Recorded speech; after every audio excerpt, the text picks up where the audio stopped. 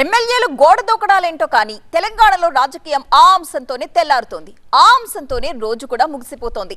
పలువురు ఎమ్మెల్యేల ఫిరాయింపులపై స్పీకర్ ఇప్పటికే తీర్పిచ్చినా ఆ రచ్చ మాత్రం కొనసాగుతూనే ఉంది. మరీ ముఖ్యంగా ఆయా ఎమ్మెల్యేలు ప్రాతినిధ్యం వహిస్తున్న నియోజకవర్గాల్లో పరిస్థితి ఇప్పటికీ గందరగోళంగానే కనిపిస్తోంది. కీలకమైన ఆ నియోజకవర్గంలో ఇప్పుడు స్టార్ట్ అయిన కొత్త లొల్లి మరో దుమారాన్ని రాజేస్తోంది. ఇంతకీ అదేంటి? ఆ రచ్చ దేనికోసం? గద్వాల్లో గజిబిజి గందరగోళం, బండ్ల విషయమై కొనసాగుతున్న సందిగ్ధత, డీసీసీ నియామకం నిప్పు రాజేసిందా? కాంగ్రెస్ లో కాకరేపుతోన్న వలస ఎమ్మెల్యే. ఉమ్మడి పాలమూరు జిల్లా నడిగడ్డ రాజకీయాల్లో ఇప్పుడు ఇలాంటి చర్చే జరుగుతోంది. గద్వాల ఎమ్మెల్యే బండ్ల కృష్ణమోహన్ రెడ్డి పార్టీ ఫిరాయించిన కాడ్నుంచి ఇదే తరహా నడుస్తోన్న గందరగోళ బిజీ రాజకీయం మలుపుల మీద మలుపులు తీసుకుంటోంది. ఆయన పార్టీ ఫిరాయించారని బీఆర్ఎస్ నేతలు కోర్టుకు వెళ్లడం, స్పీకర్ కు ఫిర్యాదు చేయడం, ఆ తర్వాత వాదోపవాదనలు కొనసాగడం రాజకీయంగా సెగలు పుట్టించింది. అయితే ఇటీవల స్పీకర్ తీర్పుతో బండ్లకు భారీ ఊరటే లభించింది. మొత్తం 5గురు ఫిరాయింపు ఎమ్మెల్యేల విషయంలో తీర్పునిచ్చిన స్పీకర్ వారు పార్టీ మారారనే ఆరోపణలకు ఆధారాలు లేవని తేల్చారు.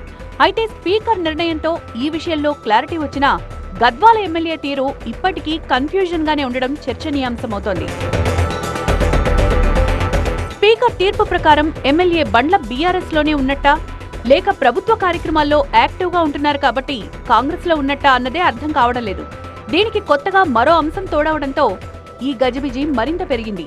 ఇప్పటికే ఫిరాయింపు ఎమ్మెల్యేగా ప్రత్యర్థుల నుంచి తీవ్ర ఆరోపణలు, విమర్శలు ఎదుర్కొంటోన్న ఆయనకు పోనీ కాంగ్రెస్ లో అయినా పరిస్థితి బాగుందా అంటే అది గందరగోళంగానే కనిపిస్తోంది. ఇప్పటికీ అక్కడ సీనియర్లుగా ఉన్న నేతలు బండ్ల రాకను వ్యతిరేకిస్తోండగా ఇప్పుడు ఆ మంటలకు డీసీసీ అధ్యక్షుడి ఎంపికతో ఆజ్యం పోసినట్టుగా తయారైంది. ఇప్పుడు స్థానిక రాజకీయమంతా జోగులాంబ గద్వాల జిల్లా పార్టీ అధ్యక్షుడిగా ఎన్నికైన రాజీవ్ రెడ్డి చుట్టూనే తిరుగుతోంది. నిన్న మొన్నటిదాకా ఎమ్మెల్యే బండ్ల కృష్ణమోహన్ రెడ్డి పార్టీ మార్పు అంశం రాజకీయంగా అగ్గిరాజేసింది. గద్వాల్ రాజకీయాలను మునుపెన్నడూ లేనంత రేంజ్లో షేక్ చేసింది. బీఆర్ఎస్ నుంచి ఎమ్మెల్యేగా గెలిచిన ఆయన ఆ తర్వాత కాంగ్రెస్ కండువా కప్పేసుకున్నారు. ఒక పార్టీ కండువాతో గెలిచి ఆయన మరో పార్టీలోకి వెళ్లడం దుమారానికి కారణమైంది. దీనికి తోడు స్వయంగా సీఎం రేవంత్ రెడ్డి ఆయనకు కాంగ్రెస్ కండువా కప్పడం ఇక్కడి రాజకీయ పరిస్థితులను మార్చేసింది. అటు బీఆర్ఎస్ నుంచి విమర్శలు చెలరేగగా ఇటు కాంగ్రెస్ నుంచి అసంతృప్తులు సైతం ఎమ్మెల్యేని టార్గెట్ చేశారు. ముఖ్యంగా అధికార కాంగ్రెస్ లో వలస ఎమ్మెల్యే బండ్లకిస్తోన్న ప్రాధాన్యతతో నియోజకవర్గ పార్టీ ఇన్ఛార్జి సరిత తిరుపతయ్య చాలా కాలంగా అసంతృప్తితో ఉంటున్నారు. అనేకసార్లు పార్టీ వేదికలపై తమ నిరసన వ్యక్తం చేసినా పట్టించుకునే నాదుడే లేకుండా పోయాడు. క్రమంగా ఆమెకు ప్రాధాన్యతను తగ్గించడంతో కాంగ్రెస్ పార్టీ కేడర్ 2 వర్గాలుగా చీలిపోయింది. ఆ రచ్చ కొనసాగుతుండగానే ఇప్పుడు డీసీసీ అధ్యక్ష నియామకం మరో అలజడికి కారణమవుతోంది. డీసీసీ అధ్యక్షుడిగా రాజీవ్ రెడ్డి ప్రమాణ స్వీకార కార్యక్రమానికి గద్వాల్ నియోజకవర్గ ఇన్ఛార్జ్ సరిత తిరుపతయ్యకు ఏఐసీసీ సెక్రటరీగా ఉన్న అలంపూర్ మాజీ ఎమ్మెల్యే సంపత్ కుమార్ కు ఆహ్వానం అందలేదట. దీంతో జిల్లాలో కీలకమైన ఈ ఇద్దరు నేతలు నూతన జిల్లా అధ్యక్షుడి ప్రమాణ స్వీకార కార్యక్రమానికి దూరంగా ఉండిపోయారు.